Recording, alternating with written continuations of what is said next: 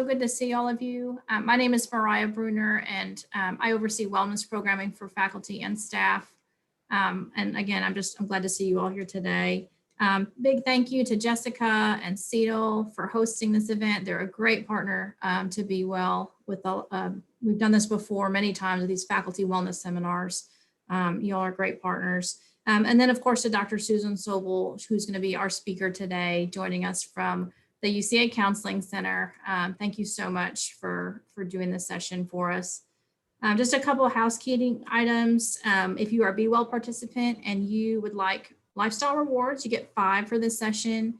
And you can just take a screenshot or a snip or a photo and submit it to your account. That'll work just fine. If that's a little confusing, you can just email me after today and I'll get you a certificate of attendance and you can submit that to your account. So whatever works for you, you'll get 5 points. And then also just letting everybody know, Dr. Sobel's going to do a presentation. She's going to share some slides. And then we're going to have a nice, robust discussion after that portion. So hang in there. We're going to have some really good dialogue. And then also just some framing remarks, sort of why we're doing this session. In the fall, Dr. Hawkins published the Bears Care Student Focus Study. And I enjoyed that report. I read it.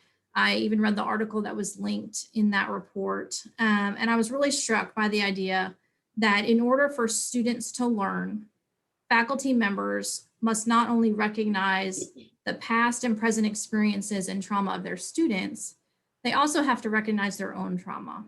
And that really stuck with me. And we've had a big year. We all know that. We're not only in a pandemic, but we've had racial, social, political unrest. So we've had a lot going on. So Dr. Sobel and Dr. Hawkins and we sort of all agreed that this was a very relevant topic to both faculty and staff because we all are helpers and we all have, the potential to sort of take on other people's trauma and other people's experiences, but also have our own. So that's kind of where we came from on this. And so I'm looking forward to sharing this topic with you today. Without further ado, I'm going to hand it over to Dr. Sobel. I'll let her introduce herself. Okay, thank you. And I think we've got my name and where I'm from and where I'm located right now. I will tell you I'm fairly informal when I do presentations, for those of you who may not have seen me before.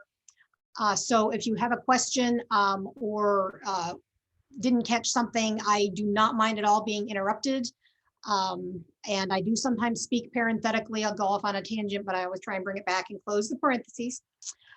So I'm going to share my screen, but then when we get to the discussion portion, I'll take the slides off. Those will be available later along with the resources. Also, you can put a question or a comment in the chat. And if I don't catch it, then Mariah or Jessica maybe might bring my attention to it. So hopefully this will be a beneficial way to spend your X period on this Thursday. So here we go, sharing of the screen. Oop, let me get to the right share. If I go share on Google, it's not going to do it.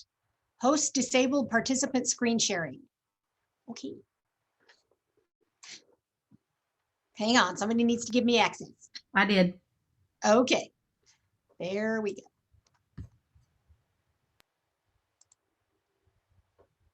Okay, come here. I gotta get over to where I can. Oop, there. I also talk to myself when I'm doing things. No, we're done with that. There, present. Okay. Which is funny because I noted that in one of the signs that you were experiencing compassion fatigue. And I'm like, well, I'm in a whole lot of trouble because I talk out loud all the time. It's partly how I think. So, okay, compassion fatigue. It was kind of serendipitous when Mariah and Amy asked about this.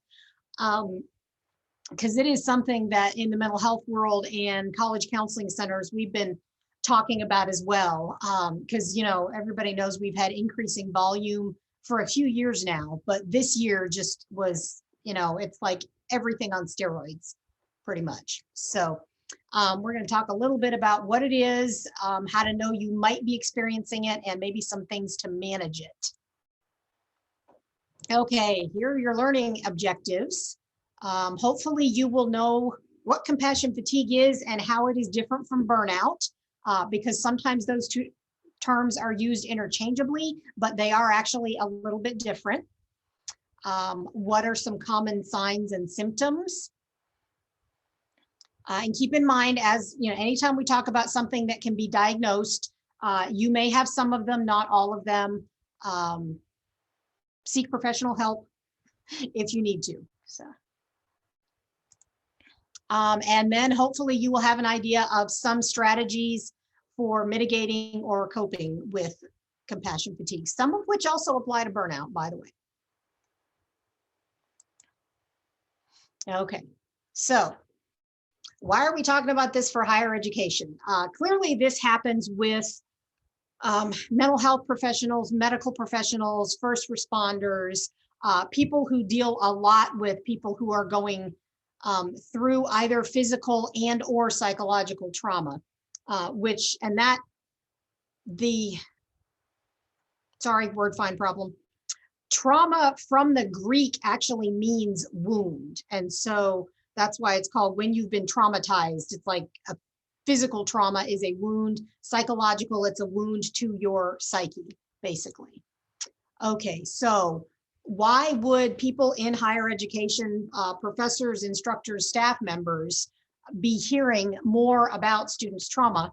Part of it is because as a society, we have gotten more comfortable with talking about what's going on with us personally. We have worked to give people permission to talk about what's going on with them personally. So that's part of why students no longer see professors just as your academic educators. Another thing, along with the giving permission, we've worked very hard to destigmatize mental health issues, to try and make it as okay to talk about this as it is to talk about your physical health. So that means that people are going to be sharing things with you more than they may have 10, 20, definitely 50 years ago. So, and when I did school-based mental health, I remember having some conversations with teachers, even in elementary school, who felt like they were talking to students more about that sort of thing, felt like they were being almost as much a parent as they were a teacher. So that's kind of increased at all levels of education. But we've gotten better at talking about it, which is good for the person who needs to talk about it. Hearing about it can be harder. And one of the reasons that compassion fatigue is going up is because people who are in education, people who want to work with other people, have a strong tendency to be empathetic. And basically that means you are good at understanding the other person's perspective, stepping into their shoes, not just cognitively, but emotionally. But that takes energy. If you can feel, imagine what it's like to feel what they're feeling. That can be pretty tough depending on what they're telling you. So basically, we have become more than educators. Now, for those of you wondering why in the heck I have a picture of Luke Skywalker and Yoda up there, if you see my presentations before, you know I like movies and I like science fiction. I picked this one because it's a great example of a teacher who got a whole lot of emotional stuff he had to deal with in addition to teaching the Jedi skills. I mean, the ultimate in daddy issues here. But he just kind of said, okay, you gave me Obi-Wan, you gave me one who was not ready, or ready he was not, as he would say. Here we go. And so I think that's often what has happened to educators is they're getting a lot of the stuff that influences how well they do academically and just like, all right, I'm going to have to figure this out too.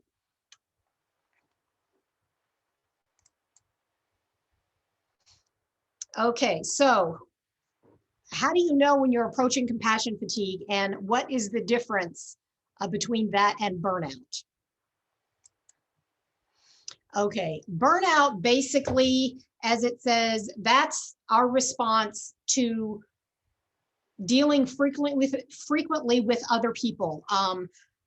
especially if you already have a lot on your plate and you don't want to say no, so you just kind of keep piling it on. But particularly when you're dealing with people who are troubled, where it's not an easy fix. It's not just, okay, you misunderstood this question or what I was asking for the paper, just go back and fix that and you're good. You're getting, I'm really struggling at home because my parents are getting divorced. I just experienced my first major breakup. I'm feeling suicidal. I was assaulted. I think I might be drinking too much. You know, you get a lot of that. So that's a response to the emotional strain of dealing with a lot of people when they're troubled. Okay, so one of the things is that's basically the chronic stress of overwork. Compassion fatigue, and burnout tends to build up over time. Compassion fatigue can actually happen a little bit faster because of the nature of what goes into it. But you'll notice that, and we all have, I think, like particularly if you think about last spring when we had to pivot so suddenly into all of the online, and then just have had a whole year of trying to deal with a model we had to learn very quickly, added a lot of extra responsibility for a lot of people. Burnout can lead to compassion fatigue because what it does is now you're already kind of strained. So it's a little bit like you're more prone to physical illness if you're tired and not getting enough sleep and not eating well. Your system's already kind of compromised, and then you throw something else on top of it, germs or being outside too long or something, and then you get into the compassion fatigue. So burnout can lead to it, but it's not the same thing.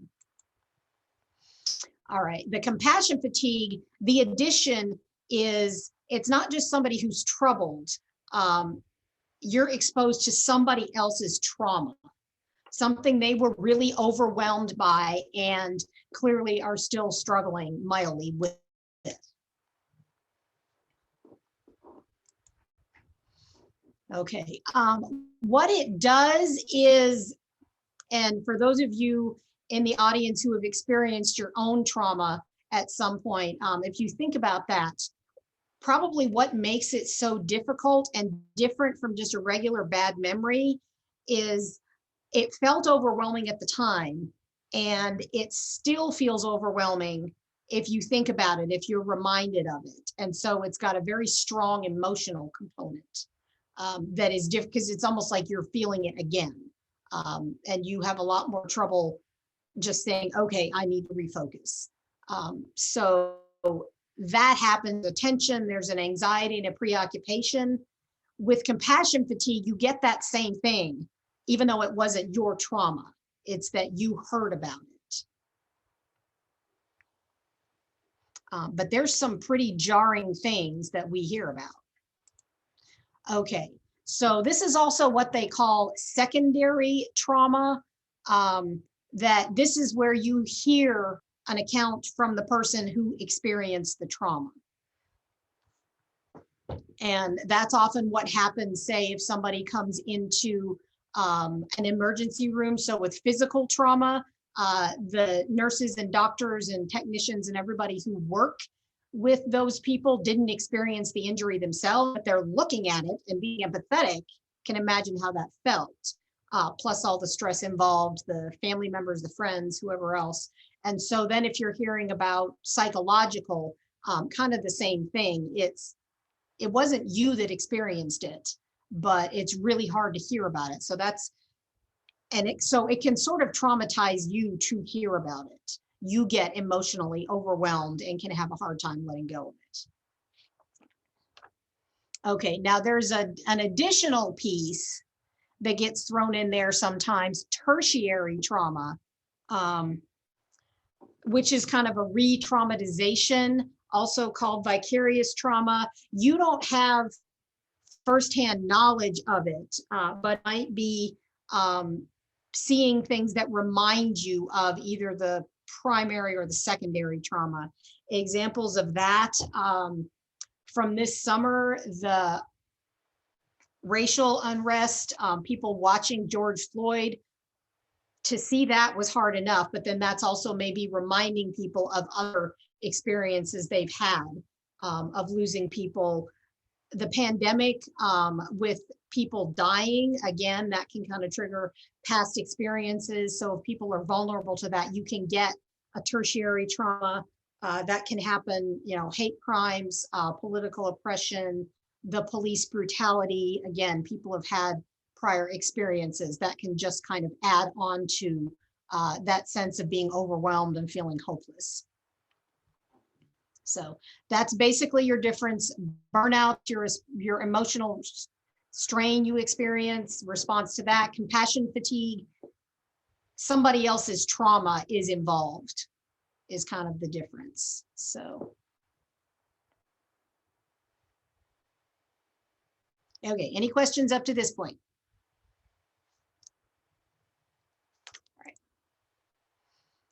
Okay, common signs. How do you know if this is what you might be experiencing? One of the main ones is if you are worrying a lot, if you're having intrusive thoughts. And this is different from, we all have some anxiety and worry about some things, but the compassion fatigue, it's very difficult to remove those thoughts. They get in there and they roll around and you're preoccupied. Hard to refocus on other things that you need to. Another thing you'll find, irritability, lack of compassion. If you notice that you are impatient with people, if you're no longer really sympathetic when they tell you something is going on, that's a sign that you're definitely tired. You need to kind of take care of this because it's getting very difficult, if not impossible, to be empathetic when you know previously this is something that you could have been empathetic about. And I've talked to a couple of good friends. One was an ER nurse and an ICU nurse for years, and she had to be careful about coming home because then her partner would talk about the bad day they had, and she's like, really? I'm just recognizing that, okay. I need to be compassionate for them. This is a big deal. Another one, sleep or appetite disturbance. That can either be too much or too little. Again, partly because you're just having stuff roll around and your system is just out of whack and kind of in turmoil with this. Feeling ineffective as a professional is a big sign. Again, with that lack of compassion, like, I don't want to hear any more about this. People just need to suck it up and move on.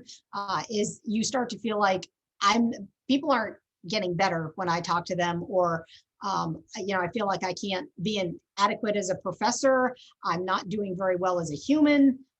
Just kind of the whole picture of I'm not able to do what, if you talked to me a year ago, I knew I was capable of. Okay, or on the other way, feeling ineffective, but you also start to lose interest in even doing this, or in personal stuff. It's just kind of what's the point? I don't know why I'm doing this. I'm not interested anymore. Going into the classroom, meeting with the students, doing research just does not give me the positive charge that it used to. Whoa. Oh, okay, here we go. Hang on, what did I just do? That might have been something I meant to do, hang on. Oh yeah, there we go.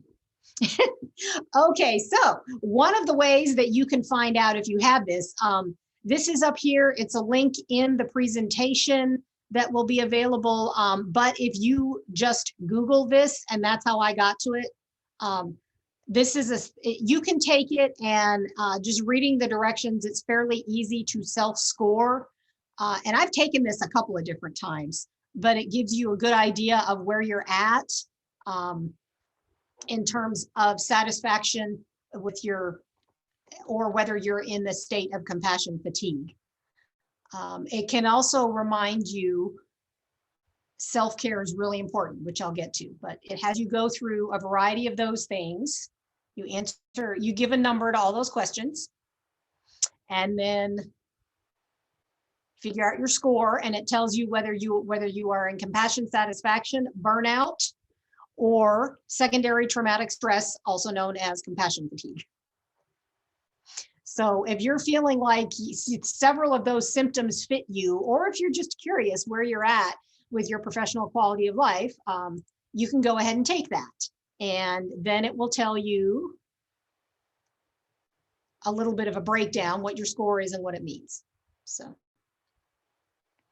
because we've usually had we do have interns do presentations, and they've had us take this scale in our office a couple of times.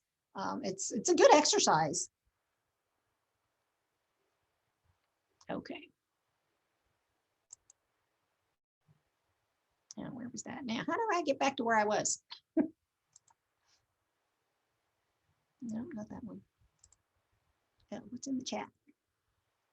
Ah, there we go. Okay. Minimize that. There we go. And there's your link.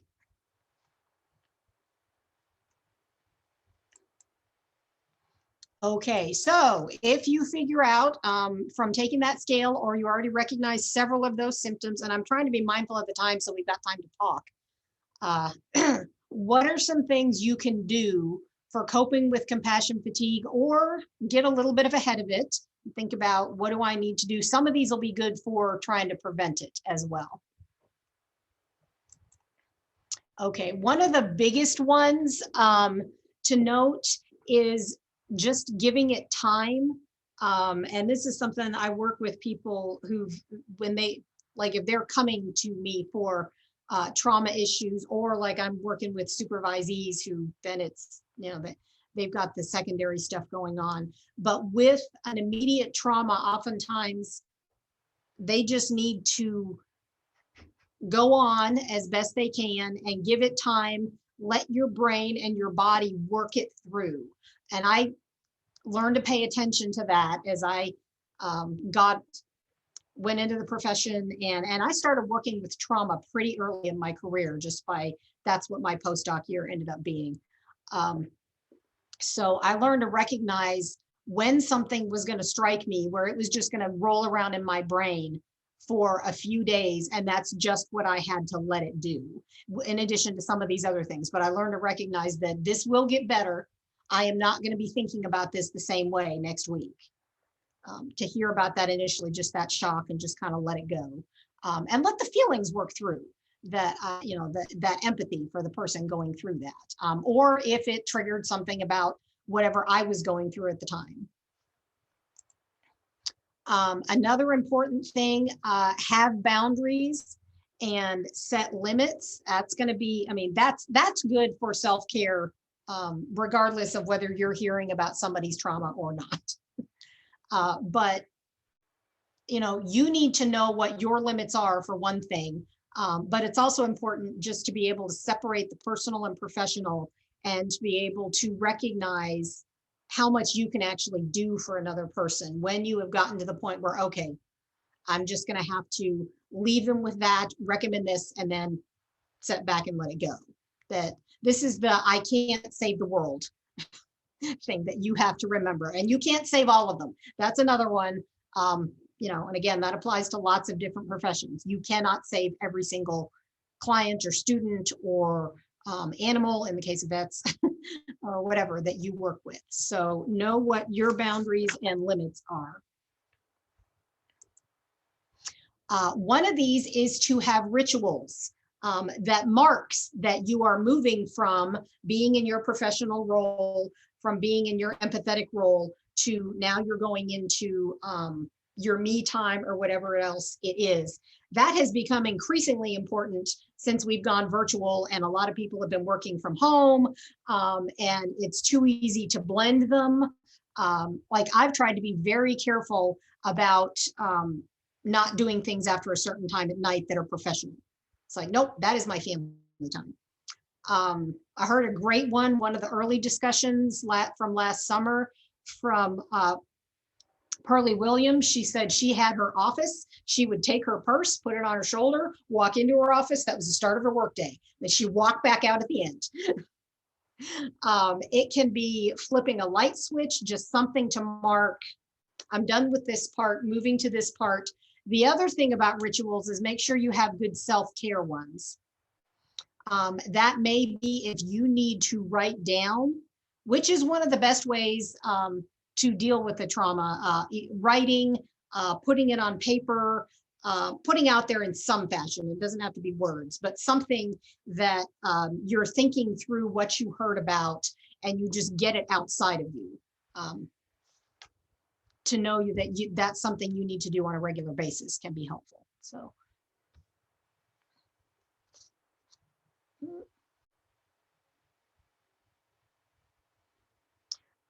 And some of these come from a book that's also in the resource thing. For example, if you do still have the home office separation, as much as you can, don't take the work home with you. One of the authors said she locks, which you have to if you're dealing with HIPAA information, but you lock stuff in a drawer before you leave. And that's just, I mean, literally locked away as well as figuratively. I'm switching gears.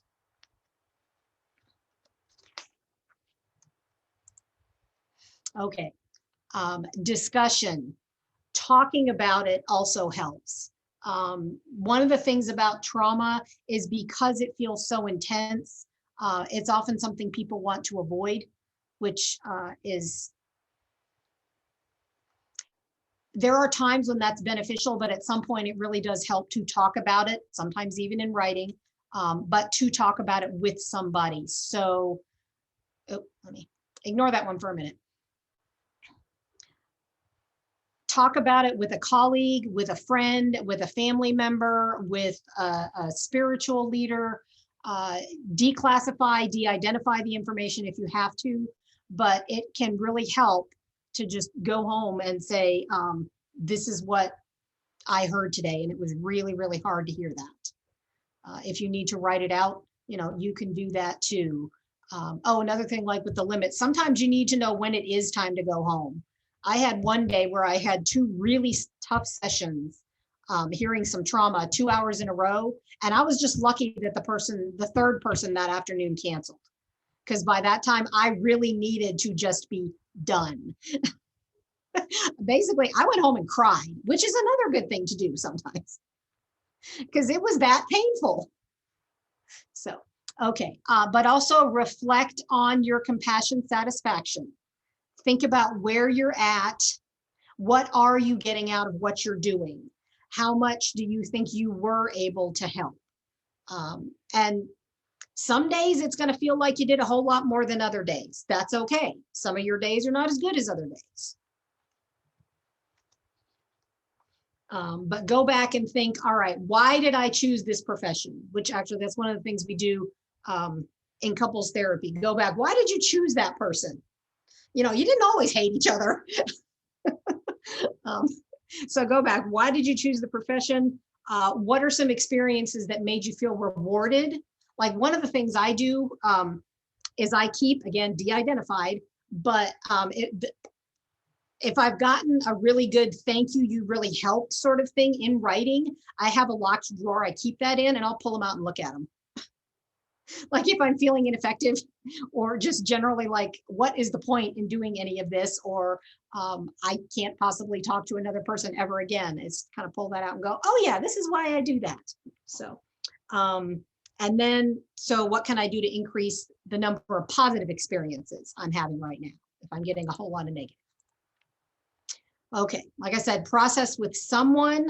And when you're doing this, try and make sure that part of it is that you're focusing on solutions, not just rolling over and over again what happened, what you heard.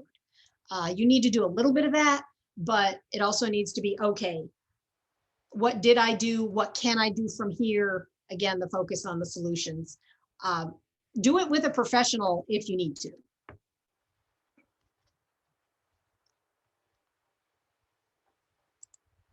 Okay, other expression and self-care, practice self-care. That's good to do preventatively, but if you catch yourself in burnout or compassion fatigue, it's going to be really important to have what helps you to decompress, work through the secondary trauma or tertiary trauma specifically and other things in general.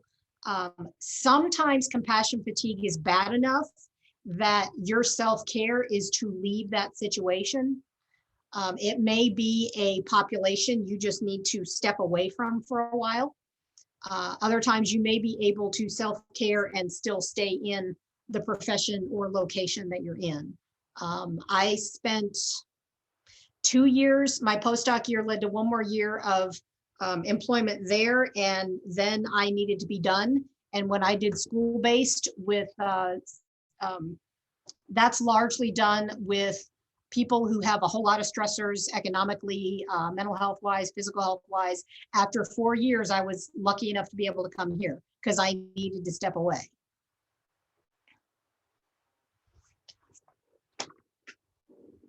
So, and expression can be music, physical activity, getting out in nature, art, taking old pottery and breaking it in the backyard. That is sometimes very cathartic. So, but whatever self-care works for you. Excuse me. Okay, and last, know yourself. And this is, if somebody comes to you and starts talking about something that is a little too close to home, it's okay to set a limit and try and get them to somebody else that can help them. Know what's difficult for you to handle and know what's difficult for you to handle at a given time. All of us, I think, are fairly empathetic, but some people just are better built and, you know, better with experience and training to listen to certain things than others. And it's okay if that's not really you. Just need to know where to have the person go and what to do. Okay, so that's the triggers, if you have triggers. And like I said, some people are more comfortable with emotional stuff.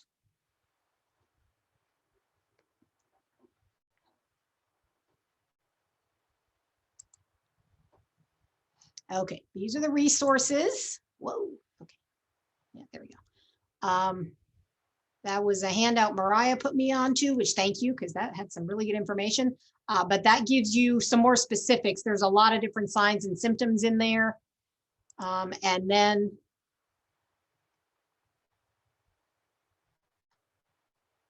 kind of tells you where that came from. And so a variety of things you may find in there.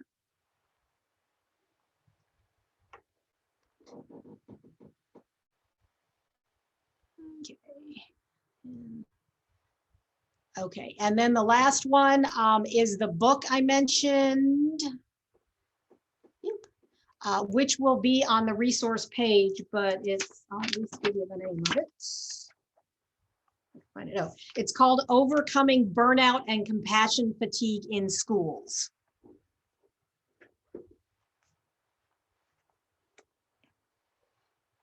So that will be on the, like I said, the link. I can also get that sent out another way if you have trouble finding the presentation afterwards. Okay, let's see here. Okay, and at this point, I am going to stop sharing the screen. Okay, there we go. So we can move into the discussion portion. We have some questions prepared, but I didn't want to skip over a good comment in the chat, Dr. Sobel. So I'm going to read that out loud here.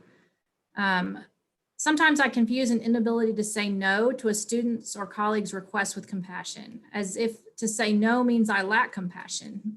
And in Minnesota, it's called Minnesota Nice, but it's really not helpful for setting boundaries. If I do say no, I always feel guilty about it after the fact. Okay, so we could touch on that. Okay, yes, and that, thank you for bringing that up, because that is a really good point. Again, the more empathetic you are, the harder it can be to set those limits. But think about it like this: if you are already in compassion fatigue, burnt out, just like I said, that third appointment that afternoon, I would not have been helpful, most likely, if that person had come in. So saying no is actually probably more compassionate at that point than it is to not say no. So if you think all you're about to do is either boot the person out of your office or yell at them, uh-uh. So saying no and having your limits, that is compassionate. It also demonstrates to them that that's part of how they can help themselves, is setting boundaries, self-care, that sort of thing. So as Warren Wiedenauer likes to say, no is an acceptable answer. Again, just try and give them another resource. Don't try and do everything yourself. That's good advice. So Dr. Sobel and I have a few questions to open up the floor for discussion. So we'll get started. The first one is, what are some common themes of trauma among your students or among your colleagues? And you can put it in the chat or you can unmute yourselves. This is open forum.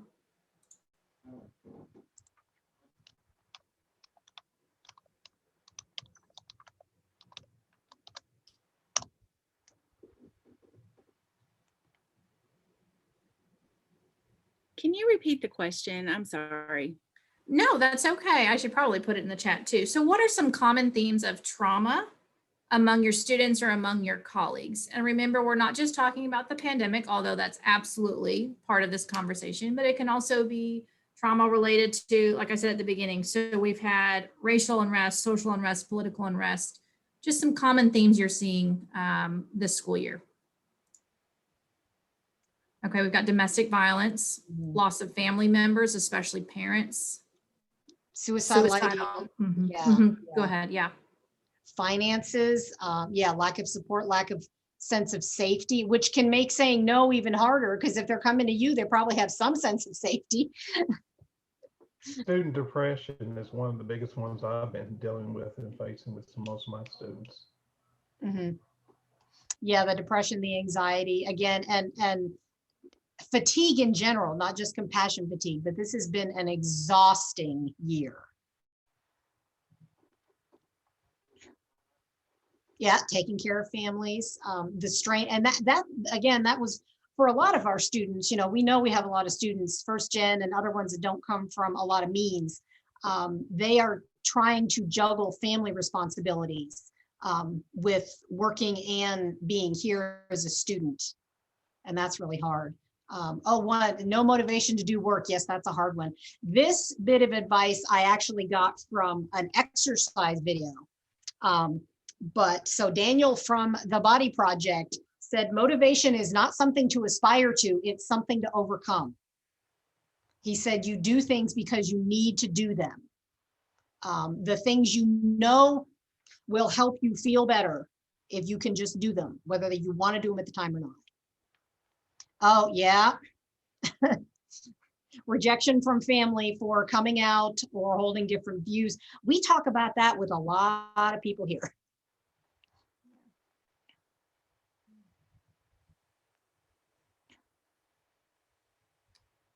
Those were all really good examples. You can keep them coming in the chat. I'm going to move on to the next question, and that is, so recognizing that faculty are in a position to experience their own trauma, in addition to being impacted by their students' and colleagues' trauma, what are some effective or ineffective ways or strategies you have utilized to try to manage your own trauma in the past year? And I'm going to post that in the chat because that's a lot.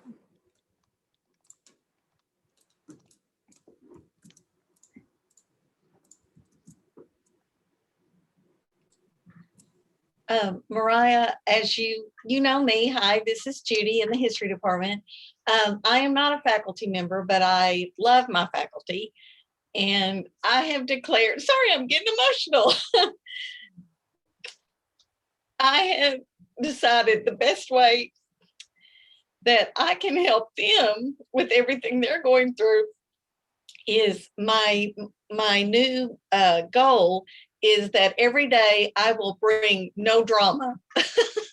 I'm not going to contribute to the drama that everyone has. You know, we all have the shared drama, and then some drama is individualized and could be intensely personal, maybe not, you know, but I like to be the cheerleader of the department and try to just come in with a smile. And then that helps me too, because it's like, it's the stereotypical thing about if you're in a bad mood and you do something nice or something thoughtful for another person, it makes you feel better. So I have found that while it may seem contradictory to self-care, I have found that it actually gives me a better attitude as well when I come in. It's like, I'm going to do my very, very best. We're not going to create any additional drama for anybody, and anything that happens, we're going to take a positive attitude. And I was fortunate enough to get my second COVID shot yesterday. And other people had been telling me, oh, you're going to be so sick. Have you told Wendy you're going to have to miss a couple of days after you get that second COVID shot? And I went, don't put your negative energy on me. I'm taking a positive response. This is a good thing. And I'm looking at all of this positively. And you know what? I've done quite well. A little bit of extra fatigue, but in the grand scheme of things, I'll take that. So, but anyway, thank you all for listening. I appreciate you. And Judy, I will tell you that that is not against self-care. You just described setting boundaries, and positivity does go a long way. So yes, and yeah, you don't need to add to something somebody else is going through. My daughter put it once. She looked at somebody who had said something that was dramatic or mean or whatever, and she said, "Don't you dull my sparkle."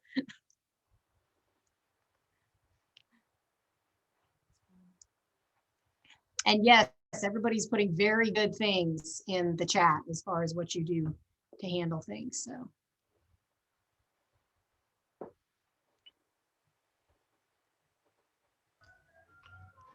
Susan, I found out one of the biggest things that I had to start doing is start planning good events at the end of the day, where, either it's a meal, it's a movie, or it's just going to a YouTube video concert where I kind of escape.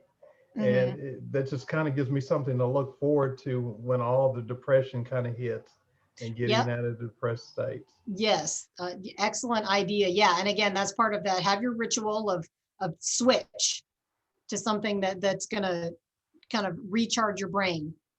And another good one that we recommend is, even when things look really grim and you're like, I should not be laughing, that's a good time to laugh. Find something funny.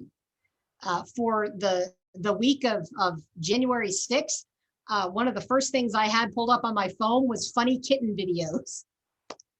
I looked at it a lot.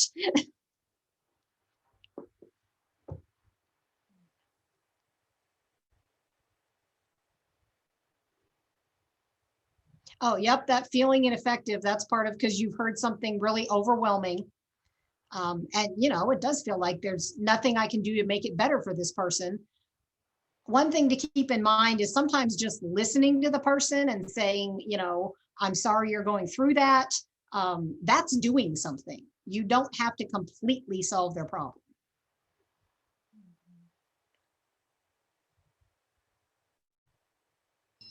I want to ask a question.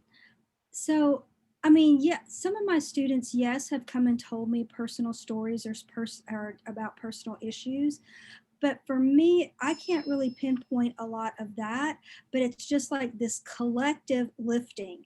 I mean, I feel like that there are sometimes, to me, part of teaching, I always joke about, I feel like I'm a stand-up comic, but it's like part of it is, it's like when I sense that the room is kind of has low energy, I tend to like rev myself up more to try to lift them up a little higher.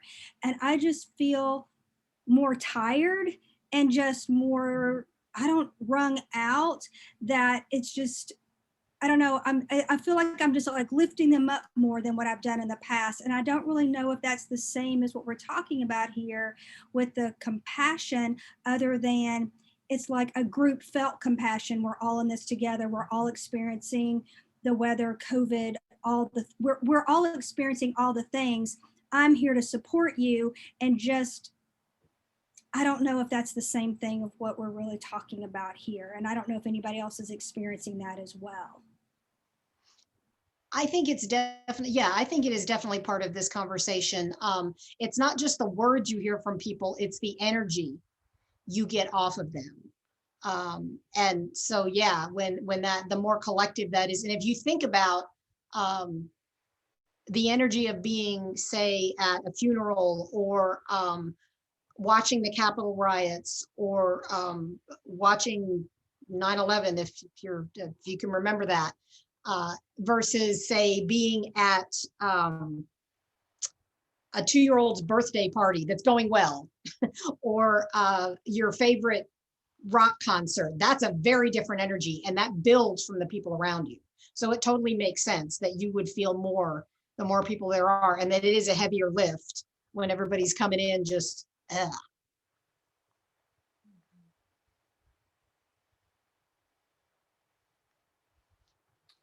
but then, Sobel, there's some really good stuff in the chat right now. I'm not sure if you've seen all of it. yes, what we hear on the news, yeah. And I think that's been part of what's made this year so difficult. It has been one thing after another that we see and hear, that's not immediately affecting us, but is definitely affecting the world. Doom scrolling, oh, that's what it's called. You can tell that people are just hurting, tired, lost. Yeah, you can tell that. It's one of the reasons, one of the things I'll recommend to people is limit your news consumption, or other media consumption. If you're gonna look at it, try and look for a positive if you just read a bunch of negative stuff. Because yeah, that will get you into that sense of helplessness and hopelessness. Yeah, and I remember, like, for example, January 6th, that we were talking, a lot of people were very, very worried and scared about what that was going to look like. And that's hard. So it's like, we're here in Arkansas. What are we going to do about it? I had an example of compassion fatigue after hearing your definition. I don't know about any of the other faculty members, but just last week, just with this snowstorm, and then all the limitations that we were put on with our students, I think, I made an error with some of my students because I was suffering from compassion fatigue. Like, okay, COVID, and now this, Does anybody else feel that way about last week? Mm-hmm. Yeah, I just got my electric bill, so I can. And you don't even live in Texas. So yes, definitely. And yeah, it can be, when we've had it ongoing like this, it is harder to have a separation from your professional and your personal life. And it can be hard to find the good things the longer the bad stuff goes on. But there are ways to do it. I think that's part of the resiliency. And this comes from Mary Pfeiffer, is an author. She wrote a lot in the 90s. She's a psychologist. And one of the stories she told was working with somebody who didn't have a lot, but said, I always get what I want. But then the person followed that up with, but I know what to want. I thought that is a good distinction. They knew what was realistic for them and what wasn't. Yeah. Okay, it is 2:30. We always want to respect your time. We always like to end on time. So we will officially adjourn. But Dr. Sobel, can you stay on for just an extra couple of minutes in case anybody has any additional questions? Okay. And Jessica she'll get the slides out to everyone that registered today, right, Jessica? Okay, that's great. Those slides have the resources included on there. And then I will get a recording of today's session and load that up to the Be Well website so you can view that at your convenience and share with your colleagues as well that couldn't make it today. So thank you all for joining us. Thank you, Dr. Yes. Sobel. Wonderful, wonderful presentation. I know we all got a lot out of it. So thank you very much.